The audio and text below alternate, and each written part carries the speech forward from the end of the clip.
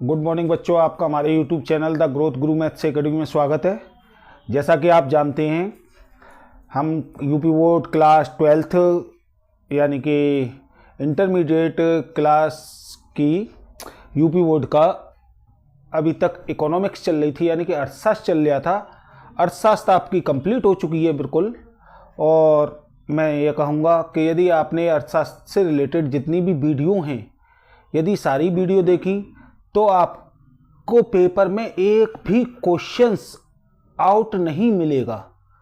एक भी क्वेश्चंस ऐसा हो नहीं सकता कि आपको ना मिले, सारे क्वेश्चंस मिलेंगे यदि आप वीडियो को सही तरीके से समझते हैं। तो आज नए सब्जेक्ट्स के साथ हम बात करते हैं। ये बिजनेस है, यानी कि व्यवसाय अध्ययन। व्यवसाय अध्ययन जैसा कि नाम से है, बिजनेस में हम जितनी भी बातें करेंगे वो बिजनेस से रिलेटेड बातें करेंगे। अब बिजनेस से रिलेटेड बातें करेंगे तो यहाँ फर्स्ट पेपर जो है बिजनेस का वो है हमारा प्रबंध। प्रबंध है, प्रबंध क्या होता है? तो पहला ही क्वेश्चन, चैप्टर्स का नेम है हमारे का प्रबंध की प्रकृति एवं महत्व, व्यवसाय अध्ययन पार्ट 1 फर्स्ट चैप्टर है ये। और पहला क्वेश्चन है, प्रबंध से आप क्या समझते हैं? तो प्रबंध से आप क्या समझते हैं? प्रबंध जो है वो इंग्लिश में उसे मैनेजमेंट कहते हैं। प्रबंध को हम अंग्रेजी में मैनेजमेंट कहते हैं, जो कि दो शब्दों से मिलकर के बना है, मैन तथा अरेंजमेंट। जैसा कि आप सभी जानते हैं, मैन का मतलब आदमियों का समूह। एक दो मैन होते हैं, एक मैन माने आदमी और एक मैन माने आदमियों का समूह, यानी कि ए और ई का अंतर है। तो आदमियों का समूह। और अरेंजमेंट माने होता है उनको व्यवस्थित करना। जैसा कि हम कहते हैं हम शादी के अरेंजमेंट कर लेंगे, हम किट्टी पार्टी का अरेंजमेंट कर लेंगे, हम इस चीज का अरेंजमेंट कर लेंगे। अरेंजमेंट का मतलब होता है चीजों को व्यवस्थित करना, यानी कि जो लोगों का समूह है उस लोगों के समूह को इस तरीके से व्यवस्थित करना कि हम कम से कम लागत पर अधिक से अधिक उत्पादन संभव कर सकें। यही प्रबंध है। प्रबंध है क्या चीज? प्रबंध एक अदृश्य शक्ति है, यानी कि प्रबंध दिखाई नहीं देता, प्रबंधक दिखाई देता, प्रबंध नहीं दिखाई देता। प्रबंध एक अदृश्य शक्ति है जो निर्धारित उद्देश्यों या निर्धारित लक्ष्यों की प्राप्ति हेतु लोगों के समूह से इस तरीके से कार्य कराती है जिससे कि लक्ष्यों को आसानी से प्राप्त किया जा सके। ठीक, तो डेफिनेशंस पे चलते हैं हम। प्रबंध किसे कहते हैं? प्रबंध से आप क्या समझते हैं? प्रबंध से आशय वो अन्य व्यक्तियों से कार्य कराने की युक्ति या विधि से है, यानी कि कहने का मतलब है इनका, प्रबंध से हम किस चीज से बात कर रहे हैं? अन्य व्यक्तियों से, यानी कि खुद नहीं। मैंने कहा कि प्रबंध एक अदृश्य शक्ति है, प्रबंध को नहीं देख सकते, तो अन्य व्यक्तियों से कार्य कराने की एक युक्ति, युक्ति माने विधि कह सकते हैं, प्रणाली कह सकते हैं, कला कह सकते हैं हम। है कोई भी व्यावसायिक संस्था एक समूहबद्ध संस्था होती है, यानी कि एक समूह होता है, उसमें लोग होते हैं। कोई भी व्यावसायिक संस्था होती है तो उसमें डिफरेंट डिफरेंट पोस्टों पर डिफरेंट डिफरेंट लोग होते हैं जो स्वयं कार्य नहीं कर सकती, यानी संस्था कार्य नहीं करती, उसके जो अंदर लोग हैं वो कार्य करते हैं, कर सकती। उसे चलाने के लिए एक उद्दीपन की आवश्यकता होती है, यही उद्दीपन प्रबंध कहलाता है। दूसरे शब्दों में हम यह कह सकते हैं कि प्रबंध वह शक्ति है जो पूर्व निर्धारित लक्ष्यों की प्राप्ति हेतु संगठन का नेतृत्व, मार्गदर्शन और संचालन करती है। यहां से यदि बात क्लियर नहीं हुई तो मैं आपको एक हिंदी का सुनाता हूं, भारतेंद्र हरिश्चंद्र जी का। भारतेंद्र हरिश्चंद्र जी ने कहा है कि हमारे हिंदुस्तान के लोग तो रेलगाड़ी के डिब्बे के समान हैं। भारतेंद्र हरिश्चंद्र जी ने कहा है कि हमारे हिंदुस्तानी लोग तो रेलगाड़ी के डिब्बे के समान हैं। जिस तरीके से रेलगाड़ी के डिब्बों को चलाने के लिए एक इंजन की आवश्यकता होती है, ठीक उसी प्रकार हमारे हिंदुस्तानी लोगों को चलाने के लिए एक कुशल नेतृत्व की आवश्यकता होती है। जब तक उन्हें वह नेतृत्व नहीं मिलेगा वह कार्य नहीं कर सकते।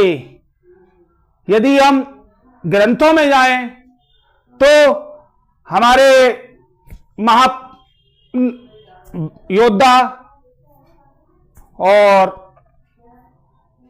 असीम ताकत के भंडार हनुमान जी, उनको खुद ये ज्ञात नहीं था कि मेरे अंदर कितनी ताकत और कितनी बल है, जिसे जब उनको जामवंत जी ने याद दिलाया तब उन्हें अपनी बुद्धि और ताकत का अंदाजा हुआ।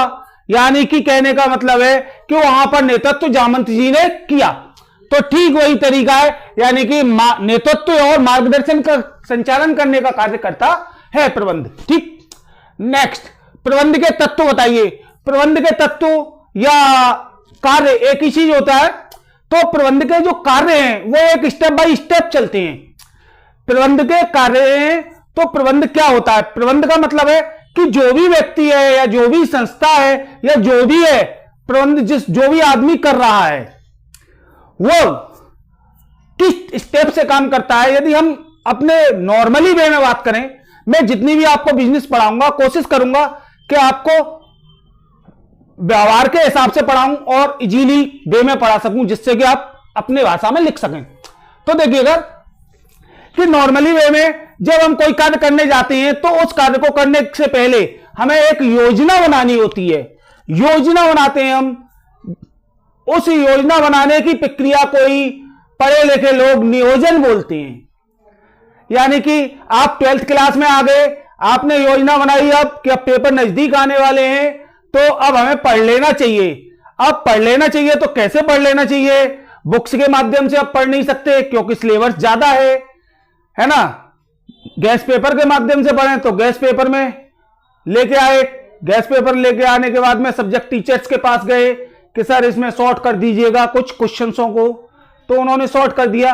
उसमें से भी आप लोग कुछ शॉर्ट करेंगे, क्योंकि ऐसा हो नहीं सकता कि हिंदुस्तानी लोग हैं, ऐसा हो नहीं सकता कि शॉर्ट नहीं करें।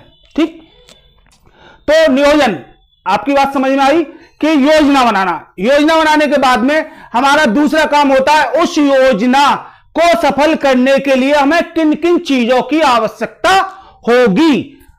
किन किन चीजों की आवश्यकता होगी का मतलब संगठन।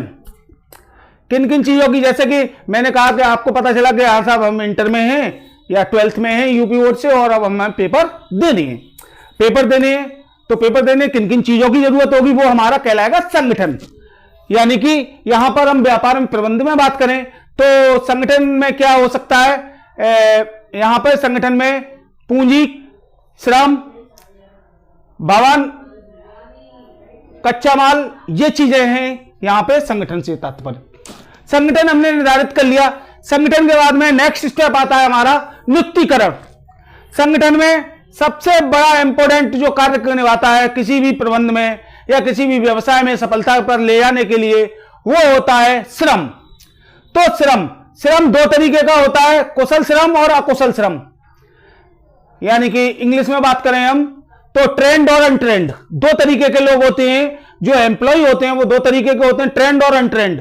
तो श्रम, ठीक, अब जो हमने डिसाइड कर लिया कि हमें इतने अनट्रेंड लोगों की जरूरत है और इतने ट्रेंड लोगों की जरूरत है, तो जो डिसाइड किया हमने ट्रेंड और अनट्रेंड लोगों का, उसके बाद में उन लोगों की हमें नियुक्ति करनी होगी। यानी कि एक मैगजीन, किसी भी न्यूज़पेपर के माध्यम से या अपने पुराने कर्मचारियों के माध्यम से या अपने अदर सोर्स से हमें उन लोगों की नियुक्ति करनी पड़ेगी। उसके बाद में नेक्स्ट, जब नियुक्ति कर लेंगे हम तो आगे पीछे कर सकते हैं हम समन्वय और निर्देशन में। निर्देशन करेंगे पहले, नियुक्ति करने के बाद में हम उन्हें निर्देश देंगे कि भाई आपको ये काम ऐसे करना है, आपको ये करना है, आपको ये करना है। निर्देश दे दिया हमने। निर्देश देने के बाद में हम समन्वय करेंगे, उनमें कोऑर्डिनेशन बैठा लेंगे कि ज्यादा से ज्यादा तरीके से अच्छे तरीके से कार्य को किया जा सके, लोग आपस में बातें ना करें। यानी कि एक दूसरे में सहयोग की भावना को प्रोत्साहित करेंगे हम, है ना, भावना को प्रोत्साहित करेंगे, मगर ये कोशिश करेंगे कि ये बात ना करें और लड़े ना, क्योंकि बात करेंगे या लड़ेंगे तो दोनों ही कंडीशनों में फैक्ट्री का नुकसान होना है। समन्वय। उसके बाद में मोटिवेशन। मोटिवेशन आपने सुना होगा वर्ड, वैसे तो मोटिवेशन का मतलब क्या है, अवप्रेरणा। यानी कि व्यक्ति की मरी हुई इच्छा शक्ति को पुनः जागृत करना ही मोटिवेशन कहलाता है। और ज्यादा भाषा में हम चेंज करें इसे तो हम ऐसा कह सकते हैं किसी भी व्यक्ति की ना को हाँ में बदलवाना ही मोटिवेशन या प्रेरणा है। अब किसी व्यक्ति की ना को हाँ में हम कैसे चेंज कराएंगे? हर व्यक्ति की 3 कमजोरियां होती हैं, उन 3 में से एक ना एक कमजोरी पर वह कार्य करेगा ही करेगा। नंबर 1, पैसा। आज के युग में पैसा सबसे अहम भूमिका निभाता है। यदि हमें कर्मचारी से कार्य लेना है तो यदि हम उसे डबल मजदूरी दर दें तो वह कार्य करेगा। मगर कुछ लोग होते हैं जैसे कि उन्हें पैसे से कोई रिलेशन ही नहीं है, उन्हें पैसे की नीड ही नहीं है, क्योंकि मम्मी पापा खाना देते हैं, सब चीजें अरेंज, वो अपने शौक मौज के लिए जॉब करते हैं, तो वो ओवर टाइम नहीं करेंगे। तो उस कंडीशन में दूसरी शर्त दोस्ती। हो सकता है कि एक दो दोस्त हैं, 2 दोस्त में से एक दोस्त को पैसे की जरूरत हो, दूसरे को ना हो, तो जिस दोस्त को पैसे की जरूरत है वो तो कार्य करेगा और दूसरा अपनी दोस्ती निभाने के लिए कार्य करेगा। तो 2 हो गए दोस्ती। तीसरा का होता है मोटिवेशन करने का तरीका, इज्जत। आपने देखा होगा कि पुराने जो एम्प्लॉइज होते हैं उन एम्प्लॉइयों से कार्य कराने के लिए मालिक उनके पैर छूते हैं, मालिक उनको हवा भरते हैं, उनसे कहते हैं कि आपके ही भरोसे हमारा व्यापार चल रहा है, आप चले गए तो व्यापार फेल हो जाएगा। तो जब उनमें हवा भर जाती है पुराने एम्प्लॉइयों में, उन्हें रेस्पेक्ट इसीलिए दी जाती है कि वह कार्य को ज्यादा करा सकें। ठीक, मोटिवेशन। उसके बाद में नियंत्रण। लास्ट वर्क जो है हमारा वो है नियंत्रण, कंट्रोल करना, यानी कि लोग जो वर्कर जो है उनको कंट्रोल किस तरीके से किया जाए। नेक्स्ट क्वेश्चन है समन्वय की कोई 4 विशेषताएं बताइए। तो समन्वय की 4 विशेषताएं, समन्वय एक तो लगातार चलने वाली प्रक्रिया है, यानी कि लगातार चलती रहती है। नंबर 2 प्रबंधकीय कार्य, जैसा मैंने ऊपर बताया कि समन्वय एक प्रबंधकीय कार्य है। नंबर 3 सामूहिक प्रयत्न है, यानी कि समन्वय का जो कार्य है वो सहयोग की भावना है, तो वो समूह के रूप में कार्य करते हैं, जब हम उद्देश्यों की प्राप्ति कर सकते हैं, उद्देश्य प्राप्ति में सहायक है। नेक्स्ट क्वेश्चन, प्रबंध एक पेशा है, इस कथन को समझाइए। प्रबंध पेशा है, पेशा क्या होता है? जैसा कि मैंने कहा कि पेशा क्या होता है, देखिएगा पेशा होता क्या है। किसी भी कार्य को करने के लिए डिग्री की आवश्यकता हो उसे हम पेशा कहते हैं। किसी भी कार्य को करने के लिए जब डिग्री की आवश्यकता होती है, अर्थात जो कार्य बिना डिग्री के नहीं किया जा सकता, उसे पेशा कहते हैं। प्रोफेशन इंग्लिश में बोलते हैं इसे। फॉर एग्जाम्पल में आप ले सकते हैं डॉक्टर बिना पढ़ा लिखा नहीं मिलेगा आपको, क्योंकि अब वो बात अलग है, आपको के साथ हमारे गांव में कंपाउंडर है वो तो डॉक्टर है, ऐसा नहीं। डॉक्टर यानी कि सबसे छोटा भी होगा तो BAMS होगा, और छोटा होगा तो झोला छाप भी होगा तो भी पढ़ा लिखा होगा, कुछ जानता होगा। ठीक, मास्टर यानी कि टीचर्स, डॉक्टर, टीचर्स, इंजीनियर, प्रबंधक, वकील, चार्टर्ड अकाउंटेंट, यानी कि ऐसे कार्य, ये सभी व्यक्ति पेशेवर व्यक्ति हैं। तो आपकी समझ में आ गया कि जो कार्य करने के लिए डिग्री की आवश्यकता होती है, ऐसे कार्य को हम पेशा कहते हैं। और पेशा जो होता है वो व्यवसाय की तुलना में अधिक रेस्पेक्टेड होता है, और पेशेवर व्यक्ति जो अपने कार्य के बदले में पैसा प्राप्त करते हैं, वो या पारिश्रमिक जो प्राप्त करते हैं, उसे हम फीस के नाम से जानते हैं। तो देखिएगा वर्तमान युग में प्रबंध के लिए प्रशिक्षण प्राप्त करने की सुविधा उपलब्ध है, यानी कि प्रबंधक पढ़ सकता है, उपलब्ध है। कोई भी योग्य व्यक्ति प्रशिक्षण प्राप्त करके एक कुशल प्रबंधक बन सकता है, यानी कि ट्रेनिंग लेकर के वो एक कुशल प्रबंधक बन सकता है, इसलिए प्रबंध को एक पेशे के रूप में माना गया है। नेक्स्ट क्वेश्चन, प्रबंध के उद्देश्यों को समझाइए। प्रबंध के उद्देश्य, सुविधा की दृष्टि से हम प्रबंध के उद्देश्यों को 3 वर्गों में विभाजित कर सकते हैं। नंबर 1 संगठनात्मक उद्देश्य, नंबर 2 सामाजिक उद्देश्य, नंबर 3 व्यक्तिगत उद्देश्य। संगठनात्मक उद्देश्य, संगठनात्मक उद्देश्य से आशय पूरे संगठन के लिए निर्धारित किए जाने वाले उद्देश्यों से है। किसी भी संगठन का मुख्य उद्देश्य मानव एवं भौतिक संसाधनों की अधिकतम संभव लाभ के लिए उपयोग होना चाहिए, जिसका तात्पर्य व्यवसाय के आर्थिक उद्देश्यों को पूरा करने से है। स्वयं को जीवित रखना, लाभोपार्जन करना एवं लाभ में वृद्धि करना संगठनात्मक उद्देश्य हैं। जैसा कि हम पूरा संगठन जो है हमारा व्यवसाय जो है उसके लिए संगठन के लिए जब हम उद्देश्य जो भी उद्देश्य निर्धारित करते हैं तो पूरे वो व्यवसाय के लिए उद्देश्य निर्धारित होते हैं। अब उन उद्देश्यों का जो हमारा कार्य होता है वो ये होता है कि हम कम से कम लागत पर अधिक से अधिक उत्पादन संभव कर सकें। अब इसके लिए हमें क्या करना होता है, अपने आप को मार्केट में रखना होता है, यानी कि प्रॉफिट कम लेना है हमें, है ना। लाभोपार्जन भी करना है, यदि लाभोपार्जन नहीं होगा तो हम व्यवसाय पे करेंगे कैसे, और लाभ में वृद्धि करना है। जब हम कंपटीशन क्लियर करने लगेंगे तो हम वृद्धि भी कर लेंगे। सामाजिक उद्देश्य, संगठन चाहे व्यापारिक हो या गैर व्यापारिक समाज का अंग होने के कारण उसे कुछ सामाजिक दायित्वों को भी पूरा करना होता है। यानी कैसा भी संगठन हो, कैसी भी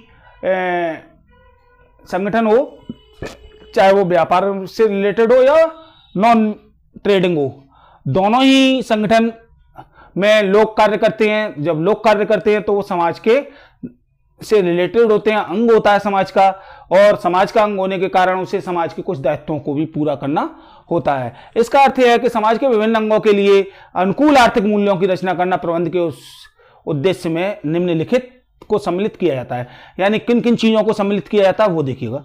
समाज के लोगों से वंचित वर्गों के रोजगार के अवसर प्रदान करना, यानी कि जो समाज है हमारा, उसी समाज में जो लोग रहते हैं उन लोगों को हम अपने व्यापार में या अपने संगठन में उन लोगों को कार्य देते हैं, यानी कि रोजगार की सुविधा उपलब्ध कराते हैं। नंबर 2, वातावरण को दूषित होने से बचाना, यानी कि वातावरण को हम दूषित होने से बचाते हैं। जब लोगों पर कार्य नहीं होगा तो लोग छीना झपटी करेंगे, है ना, गुंडागिर्दी करेंगे, उसके बाद में मर्डर करेंगे, चोरी करेंगे, ये बुरे कार्य करेंगे तो वातावरण दूषित होगा। जब लोगों को काम मिलने लगता है तो वो चीज़ें होने से बच जाती हैं। जीवन स्तर में सुधार के लिए योगदान देना, यानी कि जब लोगों पर कार्य होता है तो उनकी इनकम होती है, और इनकम होती है तो उनके जीवन स्तर में अपने आप सुधार आ जाता है। शिशु गृह जैसी सुविधाएं प्रदान करना, यानी कि समाज ही हमें शिशु गृह जैसी सुविधाएं प्रदान करता है। अच्छी गुणवत्ता की वस्तुओं को उचित मूल्य पर उपलब्ध कराना, समाज के लिए अच्छी क्वालिटी की वस्तुओं को कम से कम रेट पर उपलब्ध कराना भी सामाजिक उद्देश्य होता है प्रबंध का। व्यक्तिगत उद्देश्य, प्रबंध के व्यक्तिगत उद्देश्यों से आशय कर्मचारियों के संदर्भ में निश्चित किए जाने वाले उद्देश्यों से है। इस प्रकार के उद्देश्य निश्चित करते समय प्रबंध को व्यक्तिगत एवं संगठनात्मक दोनों को साथ लेकर चलना चाहिए, जिससे कि दोनों में कोई टकराव ना हो। इस प्रकार के उद्देश्यों के अंतर्गत निम्नलिखित को सम्मिलित किया जाता है। श्रमिकों को उचित पारिश्रमिक देना चाहिए, नंबर 1। नंबर 2, कर्मचारियों को स्वच्छ वातावरण उपलब्ध कराना चाहिए, और नंबर 3, उनको लाभ में हिस्सा प्रदान करना चाहिए। यदि कर्मचारियों को हम लाभ में हिस्सा प्रदान कर देंगे तो कर्मचारी दिल और जान से कार्य करेंगे और हमारा व्यापार जल्दी ही प्रगति की ओर अग्रसर होगा। प्रकृति को स्पष्ट कीजिए। प्रबंध की प्रकृति क्या होती है? प्रकृति का मतलब होता है नेचर, यानी कि प्रबंध को हर आदमी अपने तरीके से हैंडल करता है। जैसे कि आप हैं तो आपके लिए प्रबंध क्या है कि किताब कॉपियों का अरेंजमेंट करना, पैसे का अरेंजमेंट करना, इसका अरेंजमेंट करना, उसका अरेंजमेंट करना, है ना। लेडीजों के लिए क्या है कि घर से रिलेटेड वस्तुओं का प्रबंध का अरेंजमेंट करना, कपड़ों का अरेंजमेंट करना, खाने पीने की वस्तुओं का अरेंजमेंट करना। किसी पुरुष के लिए अरेंजमेंट प्रबंध क्या है कि पैसे को कैसे हैंडल करना है, किस किस जगह पर कैसे कैसे खर्च करना है, कैसे कमा के लाना है, वो यानी कि हर व्यक्ति के लिए प्रबंध की डेफिनेशन अलग है। तो वही लिखा है प्रबंध की प्रकृति। किसी भी उपक्रम में कार्यरत व्यक्तियों के द्वारा अपनी अपनी भूमिकाओं को समझना आवश्यक है, यानी कि जो भी व्यक्ति हैं उपक्रम में कार्य कर रहे हैं उन्हें अपनी अपनी भूमिकाएं समझनी होंगी कि हमारा क्या कार्य है। प्रबंध के क्षेत्र में व्याप्त कई प्रवृत्तियों ने इसे समझना कुछ कठिन बना दिया, यानी हर लोग प्रबंध में इतनी व्याप्त हैं प्रवृत्तियां जिन्होंने कठिन बना दिया है। प्रबंध विभिन्न व्यक्ति प्रबंध की प्रकृति का भिन्न भिन्न अर्थों में प्रयोग करते हैं। उदाहरण, एक इंजीनियर प्रबंध का अर्थ मुख्यतः उत्पादित की जाने वाली वस्तु की डिजाइन एवं यंत्र के आदि के उत्पादन से लगाता है, क्योंकि वो कौन है, इंजीनियर है।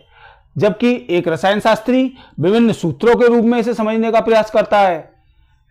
अध्ययन एवं सुविधा की दृष्टि से प्रबंध की प्रकृति को निम्नलिखित रूपों में समझा जा सकता है। अब हमने अपने रूपों में समझने की कोशिश कर रहे हैं। प्रबंध विज्ञान एवं कला दोनों हैं। नंबर 2, प्रबंध एक पेशा है, मैंने भी आपको बताया। प्रबंध एक सार्वभौमिक क्रिया है, यानी कि जिसे सब जगह पर देखा जा सके, यूनिवर्सल होता है। यूनिवर्सल का मतलब होता है, सार्वभौमिक का मतलब जिसे हर जगह देखा जा सके, जैसे सूरज, चंदा, हवा, पानी, हर जगह देखा जा सकता है। ठीक। प्रबंध एक सामाजिक उत्तरदायित्व है, यानी कि ऊपर मैं बता चुका हूं सामाजिक उत्तरदायित्व। प्रबंध एक प्रणाली है। प्रबंध एक जन्मजात प्रक्रिया, यानी कि ये कहा जाता है कि पूत के पैर पालने में ही नजर आते हैं, तो वो कहने का मतलब है कि जन्मजात प्रक्रिया है ना। प्रबंध सभी स्तरों पर आवश्यक है। प्रबंध एक अदृश्य शक्ति है। प्रबंध और स्वामित्व दोनों में भिन्नता पाई जाती है। यदि वीडियो पसंद आई हो तो लाइक, सब्सक्राइब एंड शेयर करें। Thank you.